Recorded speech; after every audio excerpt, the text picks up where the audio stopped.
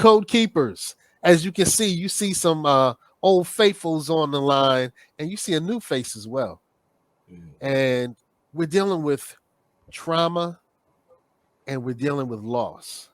And I know what you're saying. You're saying, what's this have to do with empowerment? What's this have to do with Black empowerment? And you know what I'm about to say, right? Stay tuned. All right. Welcome to Get On Code, the Fly Guy Show, which is a series of melanated conversations focused on empowerment, health, wealth, and knowledge of self. People think in binary choices because they are conditioned to. And on the wall was a picture of a wolf and a lion. I think the wolf was the Democratic Party, the lion was the Republicans. But the drug trade and all these illegal stuff that people do, that's still economics. It's just that they couldn't do it in a traditional system. We're talking about melanated wealth. So we can build wealth, but we just, for some reason, don't seem to be able to transfer it. You had a great experience. Fine. That means nothing. What were you told as a child about education? You had to be how many times better? Every impression without an expression becomes depression. Recently, I lost my father, and I lost him during a time where I was in the middle, I would say, of a drama/journey as well. One of my biggest fears, and I know I wrote the book, 6 Ways to Conquer Your Fear, but in order to conquer fear, you have to face all your fears.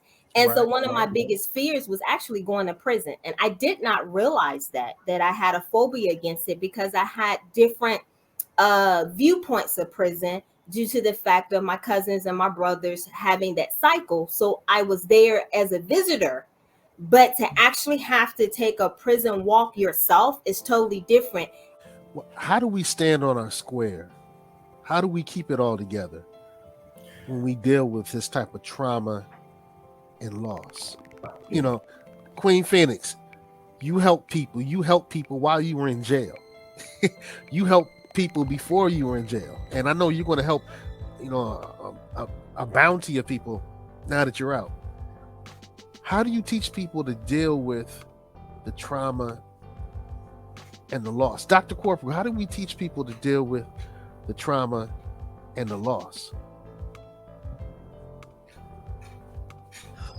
I don't know if I'm the best person to answer that right now, Seiko. I'm relying on community. I think that handling loss and trauma, if I'm being Dr. Corprew right now, handling loss and trauma means that, one, you have to acknowledge that loss exists. One, and two, you have to acknowledge that trauma exists from that loss. If you don't acknowledge it, if you don't acknowledge the feelings and emotions that are tied to that, that can be deleterious impacts on not only on, as the Queen talks about, the internal aspects, but on the external aspects of your life. And having the support, the mechanisms, the folks that, having the folks that will really allow you to open up and say how you're feeling. One of the things that I had to realize is that I had to be okay with saying yes to help. And I realized that, that was the thing, the masculine aspect of, yes, I'm dealing with pain, but I still got this, I still got this. And, one of the things that, as Seiko and I talked the other night, so many people were like, I've got you, just let me know what you need. And I finally said, you know what? I don't know what I need right now, but if you do anything, I am going to be very appreciative, because whatever you do is going to take something off of my plate.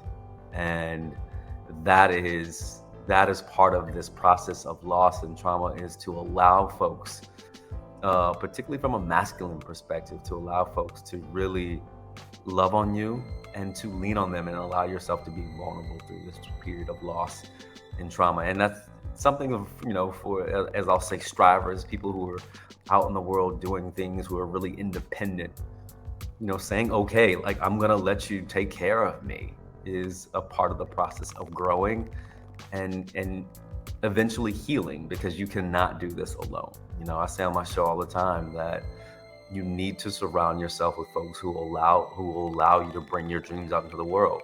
You will also need folks to allow you to let you lay your head down on them, to console you and love on you during periods of time. And that is so true. And I know, Seiko, when you said that I helped people due to the fact of my own experience. My first loss that I experienced was my very first daughter, who passed away at 5.5 months through SIDS. Middle of the night, woke up to give her a bottle and found her gray in the face in the crib. No one could explain to me what happened. She had just had her well child checkup. Everything was perfectly fine. And then on New Year's Eve night, that's what I go and find. And I have to say that I lost me. At that moment, part of me died too. And sometimes even thinking about it, it still brings tears to my eyes. And that's been a while since that happened. But it was not only her, but before she passed, I was pregnant again after her. So I went from being a mother of 2 to a mother of none.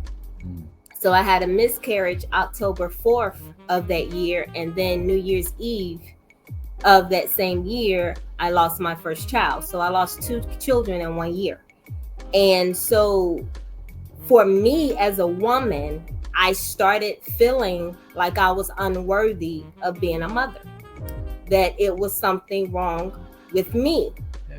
And so I blamed me for so many years in regards to the death of my children. So when you looking at loss, I had to first come to the reality that it wasn't my fault.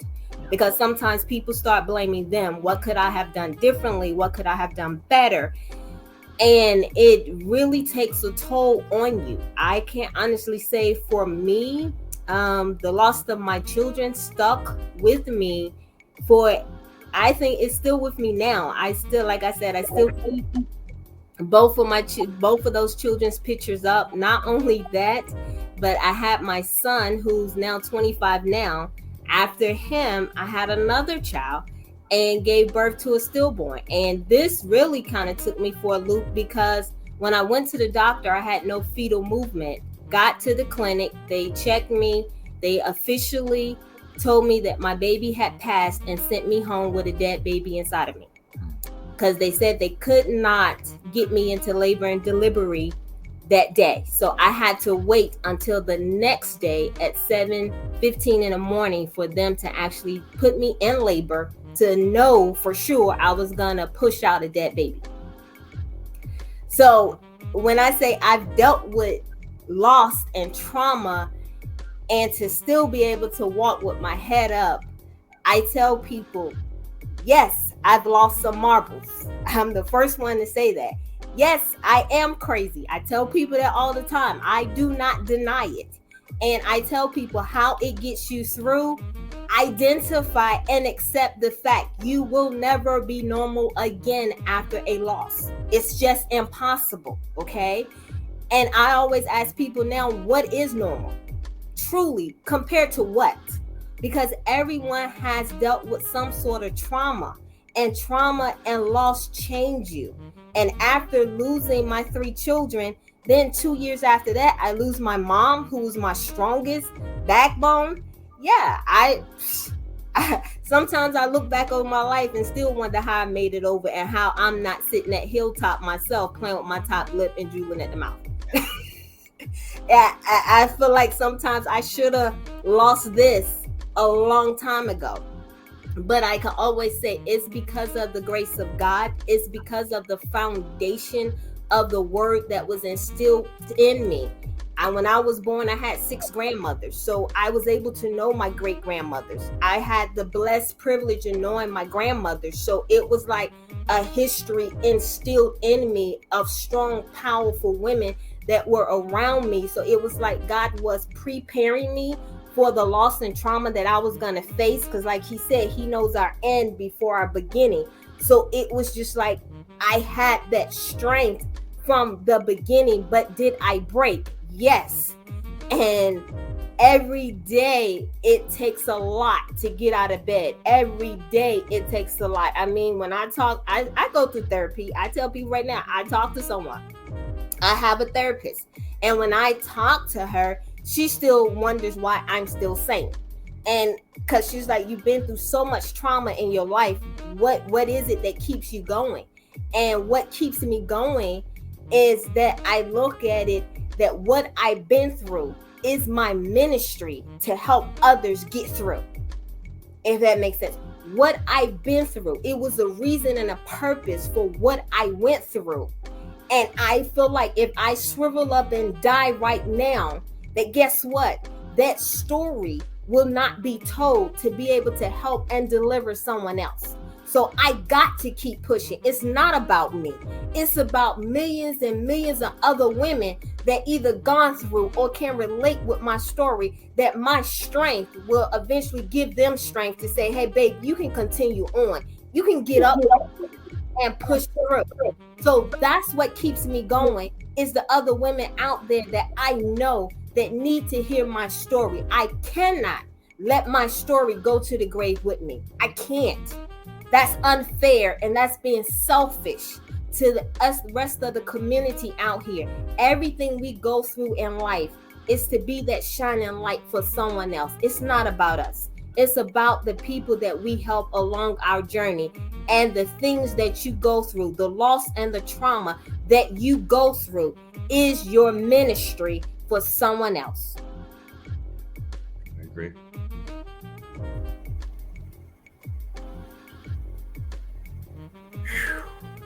You know, I'm just going to let that process. But in the midst of that, I wanted to ask you a question about, do you feel on a particular level that you were chosen to endure what you did so that way you can be, for lack of a better term, a testimony to someone who may be in a similar position, who can't see the light at the end of the tunnel? Because a lot of times, you know, the old saying, let your mess be your message, let your test be your testimony. And when I wrote that first book, even everything that I went through to get that book out there, I kept telling myself that there's somebody waiting for that answer, and that I could not be a generational thief, is how Dr. Miles Monroe called it. So did you feel that you were being prepared going through that age of turbulence? Minister Zombie, to be honest with you, in the beginning, I used to always ask God why. I have to be honest. I was that why person. And every trauma that I faced, I was always going to him like, why? Because, you know, when you listen to the Heavenly Father that we have, you think that everything is supposed to be peaches and cream, just to be honest. But when you start going through, you do ask why. And then the question came back to me, why not you? And so I realized that things that I went through in life is because God knew that I was going to be strong enough to get through it. So therefore, I could be a living, walking example for others. Because I realized it's certain people that probably did something that should have went to prison. But you know what? They never did. Why? Because God knew they wasn't strong enough to handle it. Okay.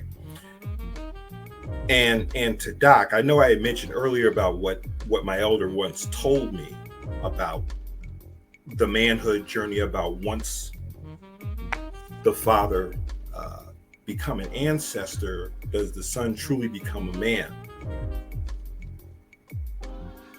Where are you right now in that journey, knowing that the Grandmaster Teacher is not physically here?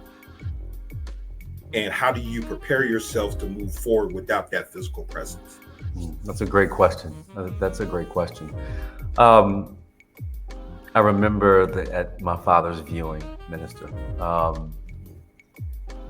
my niece, my father had a number of names. Candy, the Candy Man, Corprew, the Admiral. But our pastor at our church would call him King, and my mother Queen. And one of our family friends came up and said, "Well, the king has passed." And my niece said, "Well," and she looked at me and she said, "Well, you're the new king."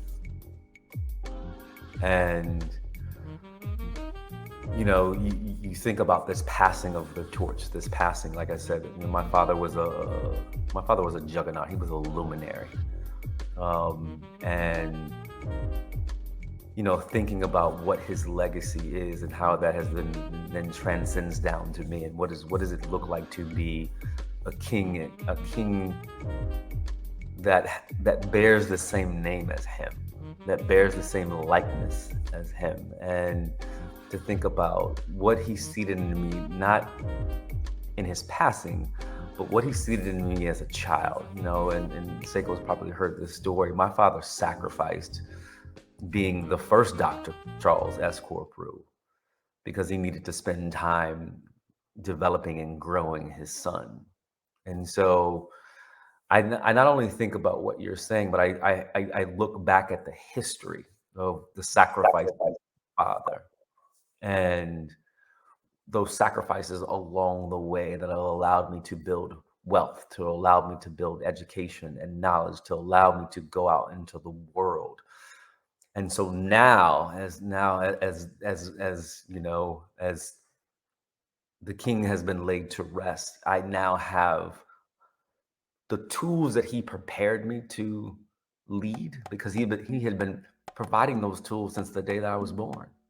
He had been sacrificing, because that's what kings do. They sacrifice, they sacrifice their lives. They provide fodder and food and finance and wealth. And that's what he did, minister. He did all of those things. So in his passing, right, it was like, now it's time for you to walk with the tools that I've given you. And I've been doing that, but now it's time, because at some point, who's going to be saying those things about me, like they said at his funeral? And I'm going to hope that accolade said about my father, that and somehow when somebody's talking about me, that they know that the things that they're saying about me were seeded in me by Bertha and Charles Corprew. Not only my father, but my mother. That they could see the remnants of what he had given in me for a long time. And so that's a long-winded answer to say is that he had been grooming me to be king for a long time. I would dare say that you were well groomed, good brother. Thank you, dear brother. Now, we've just been blessed by Queen Mylira Green, and some of you be like, "Yo, Seiko, she's been on the show the whole time," because I kept doing this.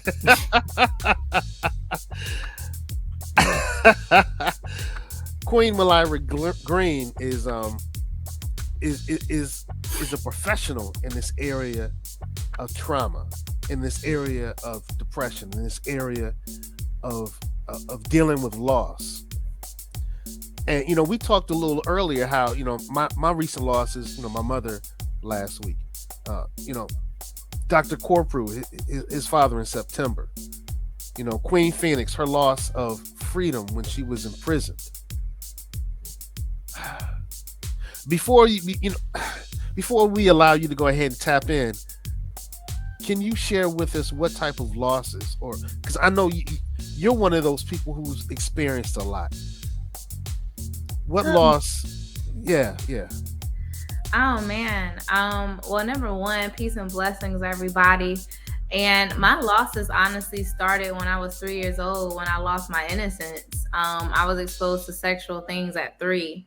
And that kind of started the trajectory of my life. And even if we come recently, I lost a total of 27 people in the last 2.5 years.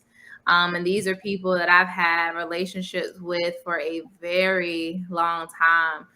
From my childhood best friend to both of my great grandmothers within months of each other, to my aunt who passed away out of nowhere. One day we were getting ready for Thanksgiving, and the next day we was burying her before Christmas. And just sometimes just the loss of identity, man. Like I've had many losses. But I would say for me, my biggest trauma, I would say, has been trying to navigate through life after you can't call a person, trying to navigate through life after you've planned in your mind that you're going to be able to see someone again. For me, that has been the hardest, because I feel like that God allowed me to get through so many other losses in my life, to share my life with others.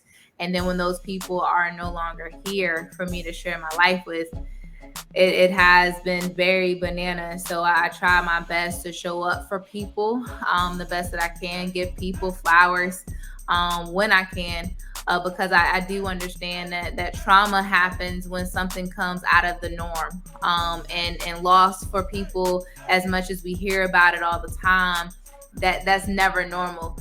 So whether you are someone watching this because you lost a person, you lost a job, you lost a piece of yourself, you lost your innocence, heck, you even lost some of your other things, that is something that I have kind of gone through.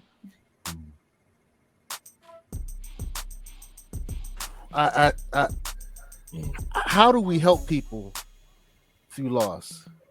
Queen Green, how do we help people through loss? Well, number one, we have to normalize what loss is, and not it be a specific thing. I tell people, anytime something existed and then it no longer exists, you go through the stages of grief. And it doesn't have to be a person. It can be a job. It can be you transition and you moved homes. It can be something as small as that, or you change your diet. Like, it's being able to understand, if I once had something and I now don't have access to that thing, I'm going to walk through the stages of grief. So we can normalize that everything is not depression, everything is not anxiety. Sometimes I'm grieving something, then that will really help people kind of get through. And then understanding that grief is not a stepped system. You don't go from one step to the next. It literally is something that is kind of like a continuum that you can yo-yo through. So you may get to a point where you're in denial, then you'll go into anger, then you go into bargaining, depression, and acceptance. But even in those spaces, you can have a day where you are full in acceptance, and then there's a trigger that comes on, whether it's a song, whether you drove past a location, or whether you had a conversation with someone. You don't just stop the grieving process or journey. You just learn how to better live with that pain. You just learn how to better endure it. So I think if we can just normalize people's experiences, that will be helpful. And then people sharing their stories. That's why support groups are so powerful. Because if I can begin to allow for you to understand that you're not the only one that is going through this level of pain. I can't feel exactly what you feel, but I can kind of say like, hey, I kind of have some of the similar emotions for myself. That gives people an opportunity to share their experiences and share how things are impacting them. Then of course, therapy. I gotta tell y'all, therapy is very, very healing. Even myself, I'm a therapist, but I go to therapy every Friday to meet with my therapist to kind of process how I am doing with experiencing so many losses, and how can I push through, and having someone that can be outside of myself, that can normalize the pain that I'm experiencing, and saying, hey, Mylira, it's okay to cry. Like you can help everybody else, but you need a space for someone to come and help you. And I think that is also helpful when it comes to just loss and dealing with it. Well, I know a lot of us are resistant, reluctant, use the R word, retreating from,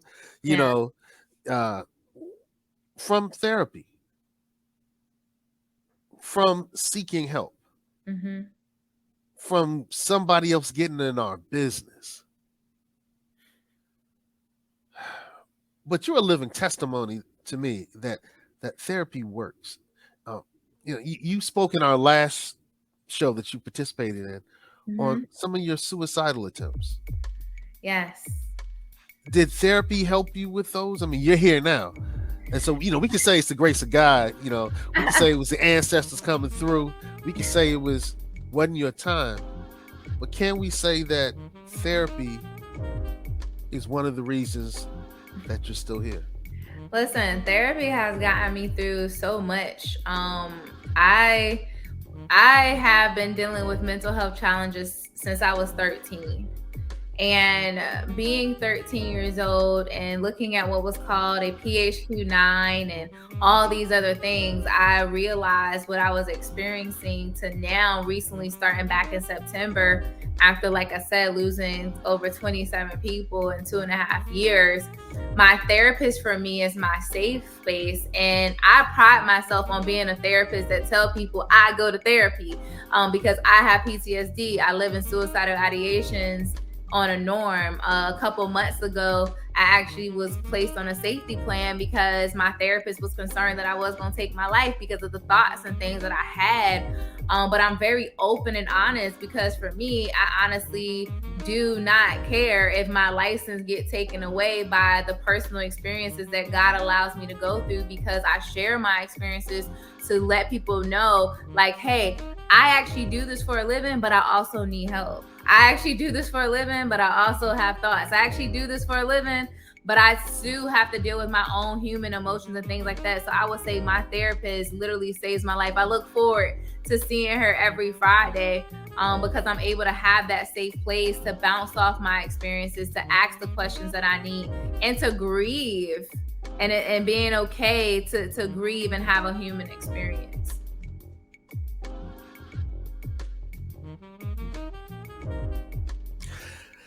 I just had to let that breathe for a moment. You know, I just had to let that breathe. Have a human experience. Well, look, you know, Dr. Corprew, you're trained in helping people. Can you speak to anything that Mylira just said, to the efficacy of something that she just said, to the experience that you've had that relates to something that she's just said? Can you help those of us who are dealing with loss understand that she might be on to something? And you have to unmute to do that, bro. I don't think that. Can you put us back? Can you put us both in the screen to get all three of us? Yeah, no, all three of us. That would be good. You know, sister, thank you for sharing so candidly and the vulnerability that goes along with that. It is a wonderful thing when you can tell your story to folks and to be open. We need to hear that. Like, as I mentioned earlier, oftentimes, particularly from a male perspective, is that we don't talk about the pain that we experience, right? The trauma that has been inflicted upon us, or the experiences that we've had that, you know, as a developmental psychologist, you know, help, you know, we talk about that word, the etiology of how we got here, how we developed into the people we are right now. And then how do we fight? How do we fight to actually mitigate that trauma? Right? And that's what it sounds like that you're doing, sister, is that you are fighting every day. And that's the resilient aspect of our people, that, you know, we can't be folks that have crossed, you know, oceans and, you know, at the bottom of boats, you know, chained and shackled together, body to body, and not have resilience that resides within us. And the daily traumas that we experience of being people of color in this country and being people of color across the globe, we do have to fight. And, you know, there are a lot of days that we don't want to be in survival mode. We want to be in thriving mode. And, you know, as I said earlier, to do that, we have to, one, as you have done so candidly, sister, is to tell our story. Two, we have to allow ourselves to be seen. And then three, we have to then embrace a community that embraces us. And that is the biggest part of this, is that when we can show up in community and that our community shows up for us, it is a wonderful thing. And I think that's when we can heal. You know, but we cannot heal if we don't have the ability to tell the stories that you have told, because we get embarrassed.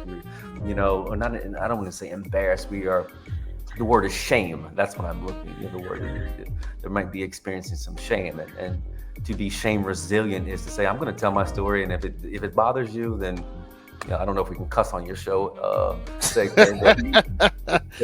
my story bothers you, then, you know, fuck you. You're not my piece. You know. So,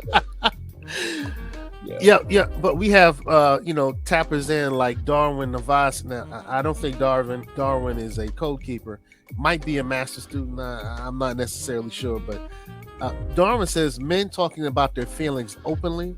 Crumbs, you've gone too far. This is conspiracy. I can't stand behind. I don't know if this is a joke. I'm assuming this is a joke, Darwin. But to be honest with you, that's something that not just Darwin states. No, Darwin Navas. I'm not talking about Darwin, the famous one, Charles Darwin. But this is something that I hear from a lot of us, that it demonstrates weakness if we talk openly about things we're struggling with. Can anybody debunk Darwin Navas? Man, I would just, I'll say this. At the end of the day, a lot of people don't share their stories because they feel like it's going to disconnect them from their purpose. And men naturally feel that their purpose is to protect. I'm supposed to protect. So in order for me to protect, I got to always be on. I got to always be strong. But just because you share parts of your story does not disconnect you from your purpose. It goes back to, like I said, I'm a whole therapist that tell people I go to therapy, not because it's cute, but because I need it.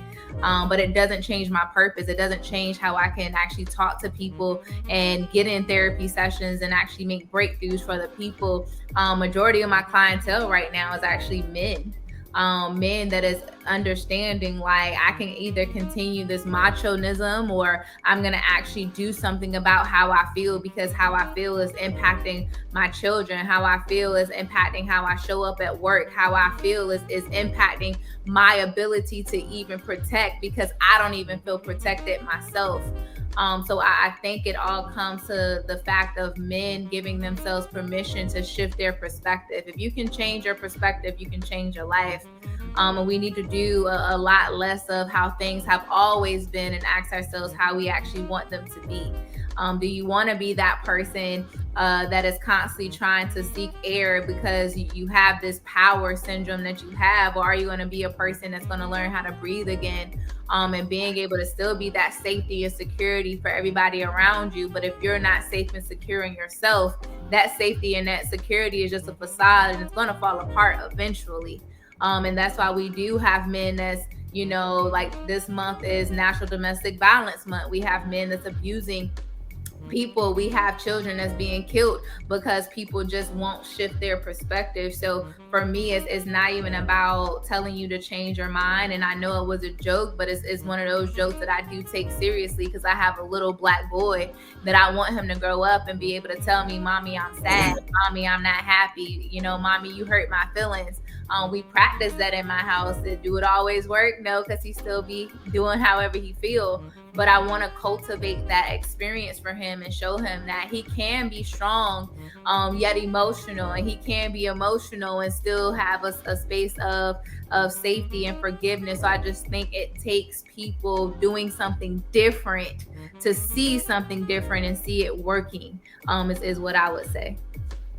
And I agree so wholeheartedly with the queen, raising 4 boys of my own, 3 stepsons and a son that's 25, and that was my whole thing in my household. I feel like that if we're able to have that open talk with our kids, to be able to let them express themselves at a young age, it teach them how to communicate. So every Sunday I used to have what is called open floor. If mom did something that was wrong, this is your place to let me know respectfully.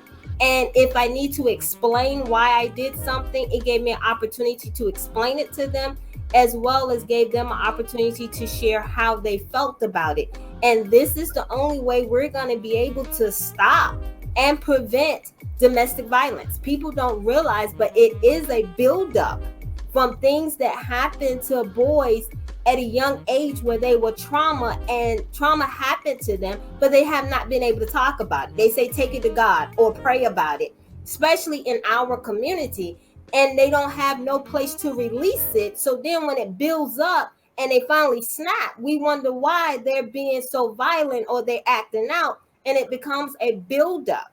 And this is why we have so many men later on that act out and it comes violent or be abusive.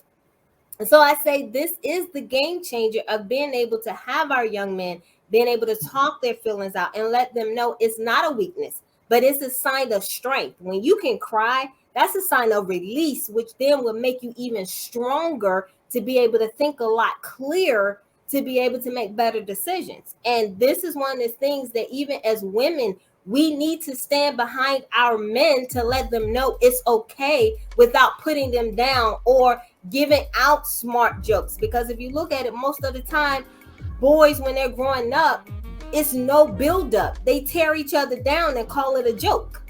But you don't realize that unconsciously, that's mental abuse. That's what plays in a person's head over and over again. A joke is not always a joke. And sometimes we need to take things a lot more serious because that carries on into someone's future. So I say, yes, this is a game changer by having our young men open up and share more and let them know it is their strength and let them know that we are here to help, that we are that shoulder for you to cry on. That's why women was made to be a man helpmate. That's why we're king and queen. I need a king to be able to walk as a queen, and that king needs a queen on his side to let him know when his weak times are there, he still has a shoulder to cry on, but someone to still lift them up. I always like to keep things within a certain context. What the therapist was saying, for African men, there's no place on earth inside this toxic incubator we call racism, white imperialism, where African men feel emotionally safe.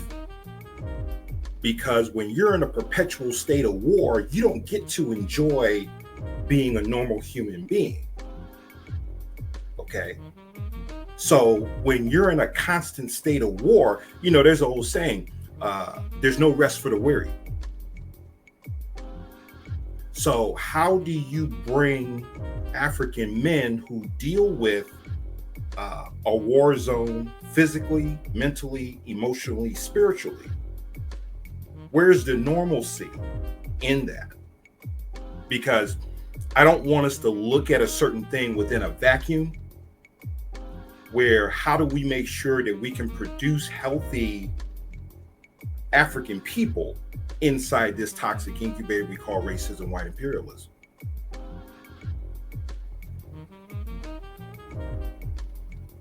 Well, I don't, hopefully you were, I don't know if you was asking a question or not, but I think it really goes down to people like myself, that I build relationships with people first. So before I even try to therapize you or life coach you, I'm going to be your friend. I even tell people sometimes I have to make sure that I keep myself in check because I'm married. But I tell my husband all the time, I am Black men's safe place, where I literally try my best to create that space of safety. So then when I did roll out my life coaching program for African-American men specifically, we had a group of Black males that thanked this African-American woman that was pouring into them to say, thank you so much for creating this safe place for us. Or I had someone in Nigeria that I was able to work with days after his house got shot up, where I built his confidence up for him to actually take a leap.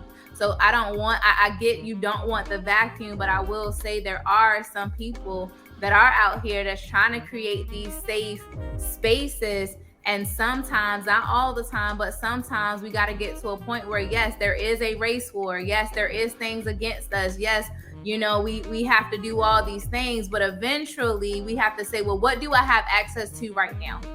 I know what we're up against, but is there any glimmer of light? If there is something out here that I can try to tap into, and that's what I try to encourage people, because if I'm a mom, I'm a young Black king, and I'm a wife of a husband, my husband goes to therapy every other week, you know, so he's found his safe place. He's took that risk. So sometimes it's taking the risk to try to do something different, or we're going to keep getting consumed by the things that are against us. Trust me, I know there's a lot of things against us, But right now, I've decided to make my own future and what that's going to look like. And sometimes it's being able just to create that platform. So I definitely don't want you to think I'm pushing underneath the rug what you shared, because it is true. It's 100% true. But there's also some people out here that is trying to create those safe places for our Black and brown boys, for our Black and brown men to be able to say, hey, I see you. Take your Superman cape off. Let me fix up your wounds. Let me hear what's going on with you. Let me get your brothers in here so y'all can start sharing and building on each other and know that you're not by yourself. So when you go out in this world, you now have at least a glimmer of light. So whether the white man is doing whatever to you, me Black man, me Black queen is going to build you up so we can do something different. And I think that there's many people, I know it's not just me. There's some people out here that is trying to create that space. We just got to trust them enough to do it and try to change that narrative and try to figure out what we can do from there.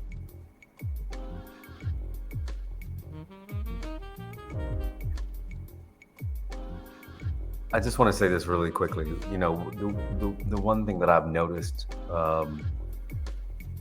as I've gotten older, and particularly in community of Black men, is brothers' ability to say I love you. And it hasn't been something that I have experienced on a regular basis, but for some reason, it seems to be that men are opening up and saying, you know, when I see them or when I'm leaving, brother, I love you. In a phone call, brother, I love you. And that is a refreshing thing in this world that we live in, when brothers are, excuse me, have the ability to just say that, to say, I love you. And that is a residue that we need to continue to have, because that will then continue to allow us to grow. Excuse me.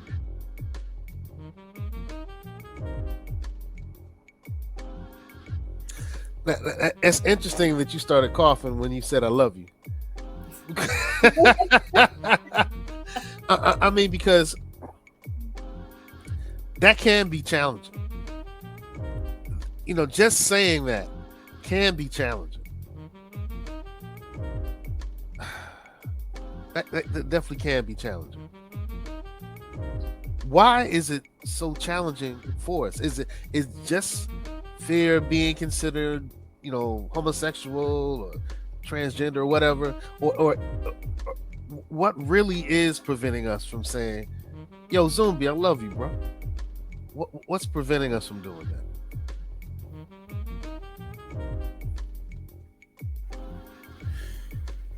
Well, I mean, there's a number of things. You can't give what you don't have, and you can't give from a space of emptiness. At least in my travels, in dealing with African men, there's some level of emptiness that still exists within us. And I think part of the reason why we struggle with saying I love you, probably the fear of coming off being disingenuous. You know, if I say it, am I being corny? Am I being disingenuous?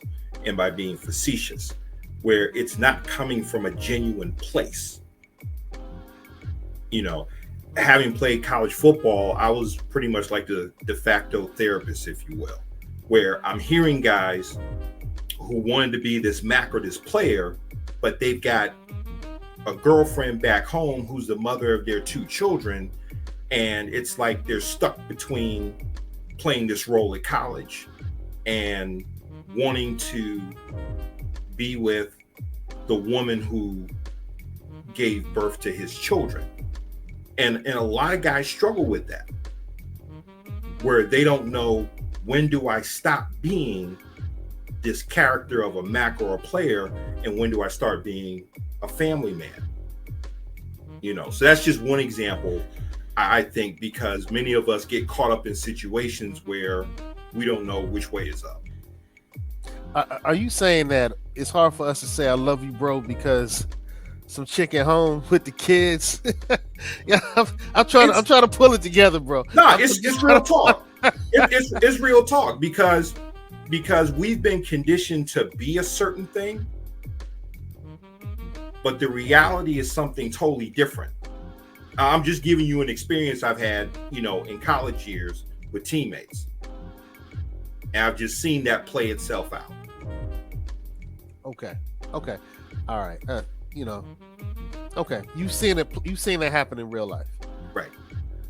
And so would we consider that a traumatic experience? Queen Green, Queen Phoenix, are those traumatic experiences, as we get ready to round and bring ourselves to a close tonight? Is that situation traumatic, Mylira? It is. We talk a lot about big T's. So we talk about the sexual abuse and assault. We talk about the accidents. We talk about war grounds. But we don't talk a lot about the little small T's, the things that occur in our lives that stay with us.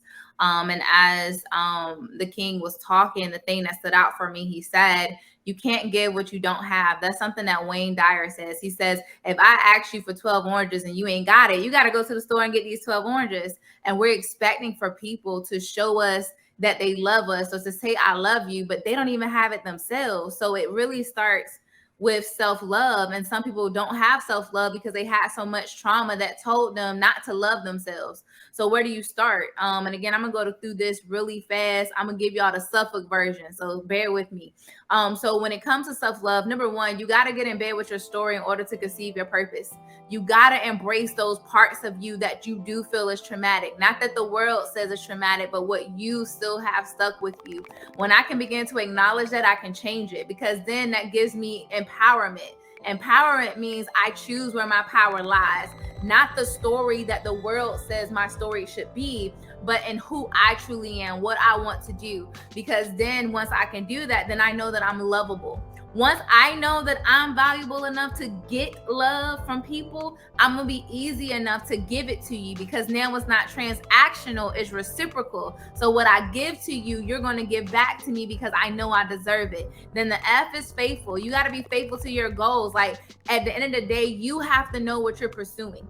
Not the image, not the thing that is the normal, but what is your value system? Because once I get to that, then I can live liberated. So then when opportunities come my way, I'm going to be ready. And then if I do get to the bottom of the bottom, I can be ventilated with, whether that's therapy, support, coaching, a conversation like this. So then the E is evolved. If you ain't go with me, I spelled out self-love. At the end of the day, it starts within. It starts with who you are. But you gotta begin to heal from those little small T's.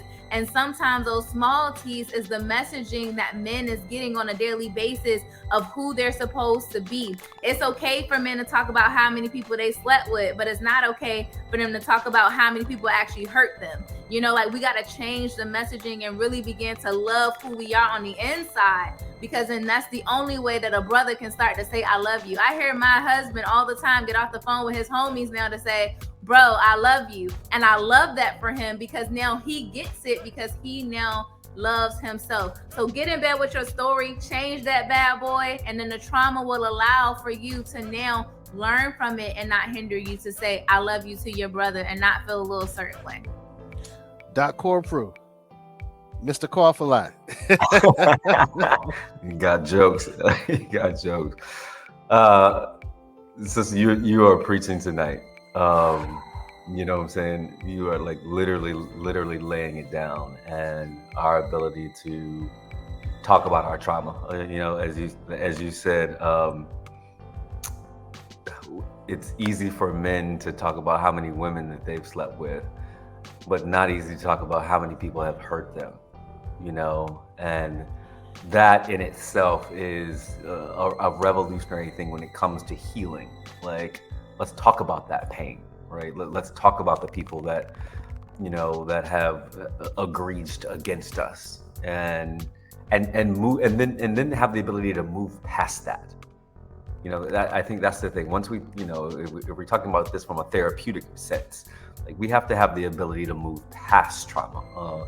Many of us will hold on to it as if it is the, you know, it's our flag to carry. But for us to heal is that we need to be able to acknowledge the trauma and then move through it. Yes, you know, it will still be with us. But how do we actually cope in a manner that is positive, that allows us to move through the trauma and say, okay, I am being triggered, right? Now I can cope effectively when triggered through this trauma. So I love that you are just putting it in perspective, you know, and the ability for us to say, hey, you know what? I got some shit with me and it's been there for a long time. And therapy and the ability to practice, right? You know, the ability to practice coping in real time. It's not perfect. It's not ever going to be perfect. But if you can be better each time and be better more times than not, you will find that you're, as you said, you will be in a space of thriving, right? And not surviving, as the good minister says. But I want to take this time real quick because I know, Seiko, you are about to close this out. And I just want to acknowledge to you, dear brother, you have been leading this show in the midst of like the recent rawness of a parent, you know, transitioning. And I just want to say, brother, one, thank you for being who you are and showing up in the world. You are a true revolutionary in everything that you do. You are unique. You are, you know, tremendously authentic, no matter what, as long as, you know, and we're going on 29 years of knowing each other. You've always been this authentic person. No matter what the world had to say, you were going to do it your way, and a wonderful way. And your leadership and your knowledge and your wisdom, you know, transcends everything that I have seen, brother. And I am in awe of you.